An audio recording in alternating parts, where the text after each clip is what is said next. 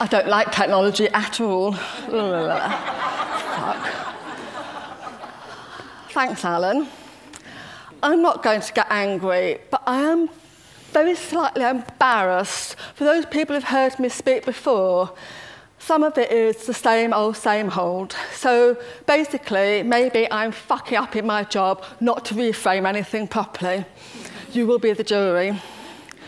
This whole thing about technology, I've just been sat there thinking, without technology, my life would be, I don't know what my life would be actually.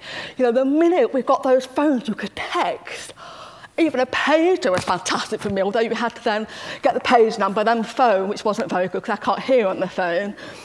But to be able to text, to be able to make my own arrangements, to be able to contact and text blind friends, and it all goes voice to activate or whatever, we can communicate. You know, back in the day when I was a teenager, my mum, bless her heart, she had to make all the phone calls for my arrangements, and I got wise. I got very wise. My mum loved being on the phone, so she was also very, very happy to finish with my boyfriends for me. Bless her. My shift is, I know I need to be much, much clever about how Grey Eye uses technology. I'm not going to go into that. I am aware for so many deaf and disabled people, this whole of technology has transformed our lives. But every so often, I just get a little bit antsy about it. Looking on Facebook, looking on Twitter, they're all at home.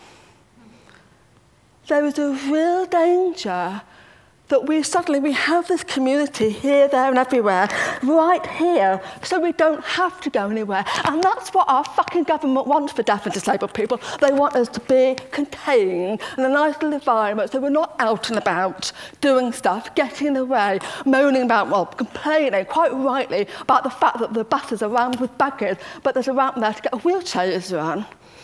I digress. Sorry, no, I've just got to think about Grey Eye and why I'm here. I do love my job. I'm one of those CEOs who loves my job, and often people say, Jen, when are you going to leave? And every time I'm involved in something and there's a shift and something starts to be reframed beautifully, I'm going, yes! And then something else rears its ugly head. So I have to stay to start to reframe that. So when I started at Grey Eye 15 years ago, actually 16 years in August, glorious battles. So my shift is attitude. I had a mainstream audience, a mainstream director saying to me, Jenny, our audience would be offended seeing your lot on our stage. Sorry. Jenny, people come to the theatre to be reminded, to have a nice time, not to be reminded of the tragedy of being handicapped. Jenny, it gets more and more patronising as time goes on. Jenny, you need to know that our audiences need to know that it's a non-disabled person playing a disabled character. Can't you see it makes it much more palatable? I think the programme should have had a warning sign about the severity of handicap shown on stage. This was a special needs teacher of our production on Nottingham Playhouse stage, our production of Alice. It wasn't the best production, but my God, we had an equal number of deaf, disabled and non-disabled artists on a main stage, first time ever. And a special needs teacher complains. I was staggered. Then this one really hurts, because it's about my ego. Jen, I think you ought to get a proper director at Grey Eye. It will raise the profile. Bitch. But there were shifts. Because more and more theatres became accessible, we became more confident knowing that we were training our disabled actors, because drama schools aren't bothered. We did it, so we were getting more skills, more confident. People were coming to us asking for co-production. We started to get out there, and the Arts Council were like, right, yes, we're behind this as well. So more companies started to emerge. Brilliant, brilliant. And certainly within the visual arts world, huge explosion of deaf and disabled art. It is phenomenal. Theatres shift happening, some attitudinal shifts, but let's fast forward. Let's fast forward, because I'm on the timer. Blimey, I've done 11 minutes. Can you just stop here for a minute? Right. I've got stuff to say. Anyway, so let's fast forward to 2012. 2012, I mean, didn't everyone just do phenomenally with the Olympics? I found out, this is common knowledge now anyway, I found out that a non-disabled organisation has got the job for the artistic directors for the opening ceremony at the Paralympics. I was not happy. I thought it had to be a deaf or disabled artist. So I went in to make a point, but the person I made a point to did not know that I knew that a non-disabled company had been put in place. So I was very clever.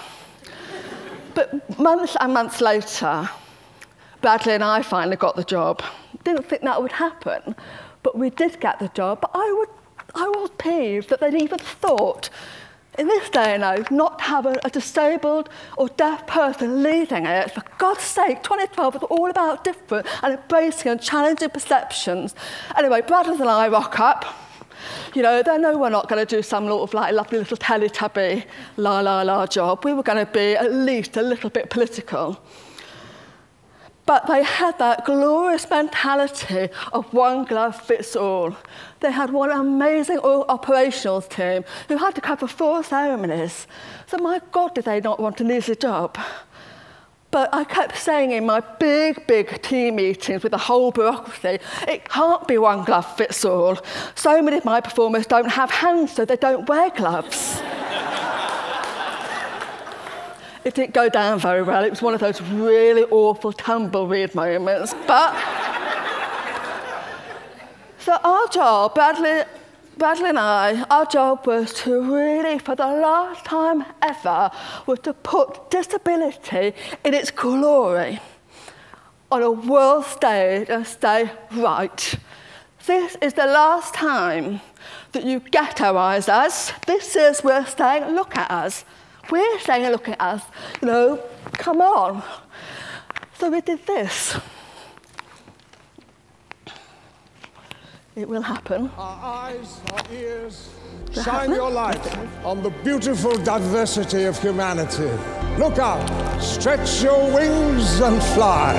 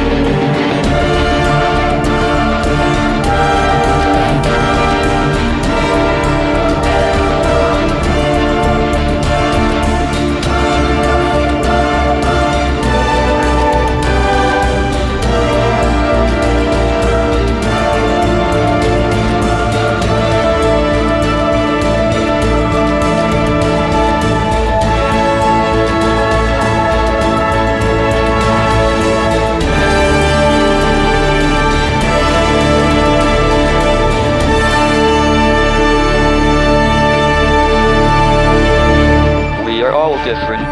There is no such thing as a standard or run-of-the-mill human being, but we share the same human spirit.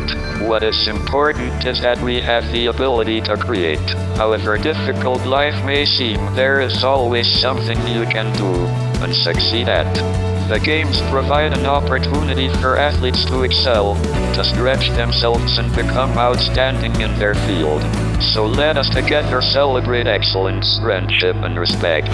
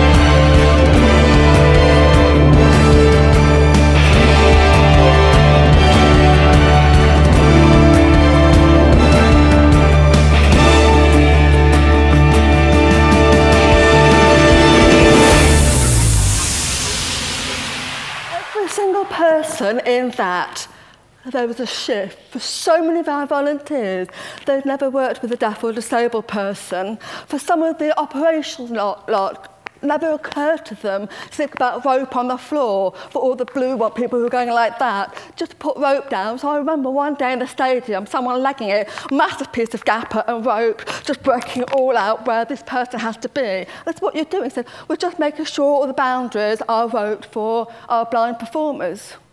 Job done. Those elements were phenomenal when you just slowly realise that we had had an impact. Oh my God, the Daily Mail got it the day after. Fuck me, yes. You know, they understood that Spasticus Autisticus was a big disability anthem. They got it. We were in all the front pages. It was just, at last, it was all about changing perception. And then we had the sports, which was phenomenal. And then we had Unlimited along the South Bank, a whole array of deaf and disabled artists. It was a good time to be deaf, disabled. We felt sexy. We were on the top of the world. Oh, God. Then I went back to my day job.